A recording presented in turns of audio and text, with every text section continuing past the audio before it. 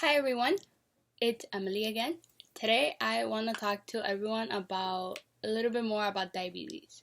So first of all, diabetes in general is a autoimmune disease where the body's immune system, which is basically the body's like soldiers, the ones who protect their body from harmful infections or viruses or bacteria. So they are, instead of attacking something foreign, something that's not from our body, something that's bad, it is attacking the pancreas, and it's causing the pancreas not to work properly, and not to produce two very important hormones called the insulin and the glucagon.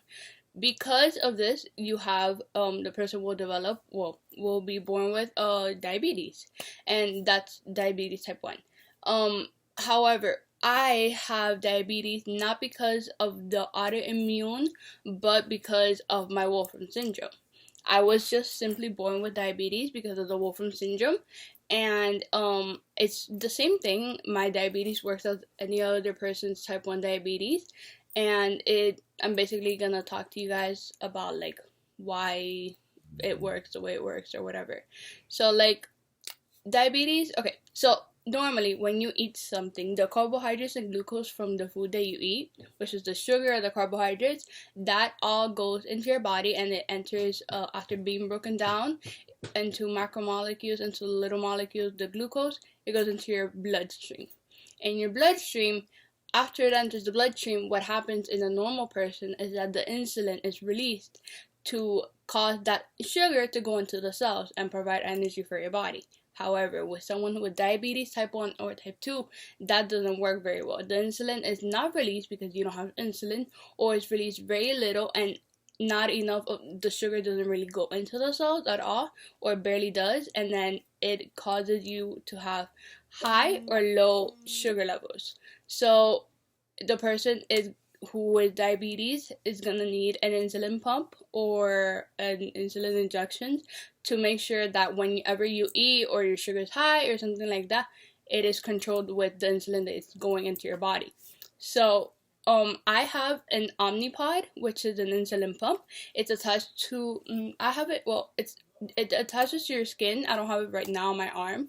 And what happens is that pump is like a little square, and in that little square box you put in the insulin, and then you attach it to your skin like a little, almost like a little band-aid kind of thing. You put it to your skin, and then with the monitor you start like to press like okay to start it, and then it injects like a little plastic needle into your skin.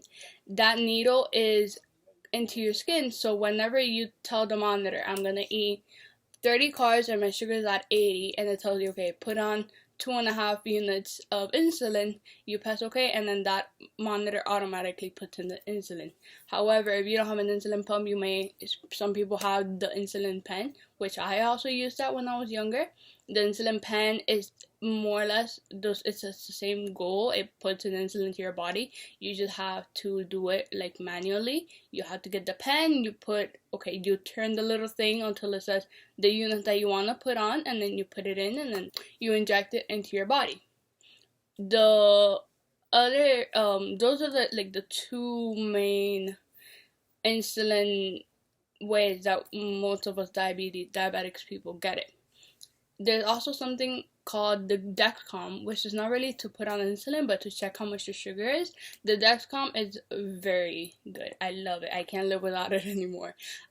It tells me how much my sugar is 24 hours of the day. It now lasts 10 days, so I only change that monitor every 10 days. It's attached to my arm right now, and as you see, it's like a little transmitter. It's like a little, like a little chip attached to this, which is attached to my arm, and then in there, like in the middle, there's like a little needle that's in my arm, and then what happens is that it tells me with the monitor how much my sugar is. I have the monitor and I have an app on my phone, so I don't use the monitor that much. I use the app because the app I can zoom in to see it bigger. I can't really see the monitor. I would have to use like a magnifier or something. And then so the Dexcom is amazing because it tells you how much your sugar is every 24 hours of the day. You technically don't have to prick your finger to see how much my sugar is. I do it sometimes because the Dexcom, sometimes it's just I'm not sure if the Dexcom is correct or not, so I do it just in case. And yeah, the Dexcom is amazing for people who anybody's diabetic. I do recommend it. It's amazing. However, before the Dexcom, I did not have. It wasn't that easy. I had to prick my finger 4 times a day. So I had a glucometer, which is like a little monitor that tells you how much the sugar is, with like these little strips that you put into the monitor. You inject your finger, the blood comes out, you put it into the strip, and then the monitor tells you your sugar's at 80. And I had to do that like 4, 5, 6 times a day, a lot. And with that and all the injections that I had to go under, my fingers were red. My fingers had blisters. They were red. They were like little. They were a little bit swollen. I had my arms and my thighs were all red and swollen because of all the injections. Luckily now it is not as bad. I only had to like put in an injection every 3 or 10 days. Though for the pump it's 3 days, and for the Dexcom it's 10 days, and it's been much better. When I was younger, I did not control my sugar. I was ignorant. I did not know what diabetes was. Like, I knew I couldn't eat sugar or whatever, but I just didn't know what the risks were. I didn't care. I was young and stupid, and I would eat whenever I wanted to eat. I would eat whatever sugar I wanted to eat. Like, I was always good with putting on insulin. I knew I had to put on insulin whenever I was gonna eat, and I knew how much insulin I needed to put on. But if I was hungry and I wanted something sweet, I would go for the sweets. I'm a sweets person. I just love sweets, and I would eat sweets a lot. I wouldn't control myself. Now I do because I learned how I could be affected if I don't. Up to like 3 years ago, to freshman year, I did not know, like, I didn't really know what could happen. Like, I've been told it's gonna hurt you, you're gonna regret not taking care of yourself when you're older, blah blah blah. But I just didn't listen. I didn't know because nobody really like taught me all the various things that could happen. In freshman year, I have an amazing teacher, Dr. Diaz, who taught me in the freshman year in our biomedical class. He taught us first, like at the beginning, about diabetes and all the different complications. The glucose levels, diabetes also hurts your kidneys, because your kidneys are the ones that filter the blood in your body. It filters, like, it's one of the main organs that does that, and if it's filtering a lot of blood with a lot of sugar, it's gonna damage the kidney, because its function is to filter blood, but not all this blood with sugar. So after working so much and filtering all that blood with sugar, is gonna hurt your kidneys, and that's why a lot of diabetics also have issues with their kidneys, or have to get a kidney transplant or in dialysis or something like that. Because the sugar is all in the blood and all that, it also hurts your heart. If you have blood that's constantly filled with sugar and all that, and you're not getting it controlled, then the heart will have to work harder to pump all that blood throughout your body. It's gonna hurt the heart, so it's gonna give you heart disease or hypertension or high blood pressure, hypertension, or something else related to the heart, and it's gonna hurt you. It could also give you a stroke or a heart attack, because if the blood is full of sugar, then a vein can pop and give you a stroke or a heart attack, and that's not good.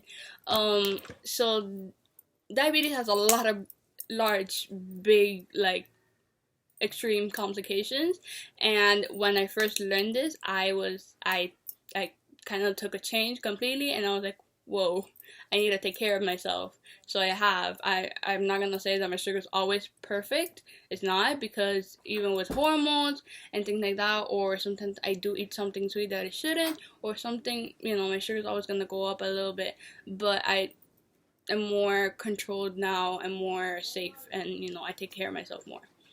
There's also, with diabetes, if you have really high blood sugar, it's gonna hurt your immune system, because your immune system is supposed to protect you from like bad things, from infections, bacteria, viruses, and all that. However, if you have high blood sugar, the immune system is not gonna do that. It's gonna hurt your immune system so bad that you're gonna be really susceptible, or like you're gonna have a really large risk of getting an infection or a virus or bacteria. So all you diabetics out there, be careful. Now, I'm being very careful, especially with the coronavirus going around. I haven't left my house. I haven't left my house in a really long time. The few times I did leave my house, maybe like to go to an aunt's house, social distancing, and all that, and I'm being very careful. And part of the reason is because I'm diabetic. Even if something happens, us diabetics are more susceptible to getting an infection in the virus, especially now the coronavirus. So we have to be very careful. Diabetes is not something fun to play with. It's not something fun to live with. I sometimes get really mad or upset because of it, because sometimes my sugar goes up because of no apparent reason. And when I ask the doctors are like, it's probably your hormones or emotions, because even if you're happy, you're sad, that does affect your sugar a lot. So it's not just the diet. There's many things to keeping a good glucose level. It's diet, exercise, mental health. If your mental health is okay and you're happy, not happy, but you're okay, then you're gonna have good glucose levels. Because if you're depressed or you're too happy or something like that, your sugar is gonna go up and down constantly. I've had it happen. So emotions, hormones, the hormones in your body, which you obviously can't control, because that's the hormone, that's how your body works, that does cause the sugar levels to go up and down. With people who are diabetic, you don't have to really worry about this. But yeah, that's pretty much what diabetes is, how I've been affected by it a lot. Like, I've had to adapt myself to it. I have to control myself, take care of myself, which a lot of people don't, but it's the best thing to do, because in the long run, you're gonna want it. I know that, like, after I did my classes in school of biomedicine and all that, I really learned, and I'm like, okay, I'm gonna take care of myself, because I don't want to end up with a bunch of heart diseases or kidney issues or in dialysis or something like that. So yes, I hope you like this video. I hope you learned something today. I will be posting more. I don't know when. I have to brainstorm some ideas of what to think of. More things to talk about the syndrome, maybe my eyes, my hearing, and all that stuff. I hope you guys learned something today. If you liked it, give it a thumbs up, subscribe if you want to keep learning, and yeah, and if you have more information on diabetes that I can learn about, or something I didn't cover, something like that, just let me know. Put it down below, and then yeah, thank you.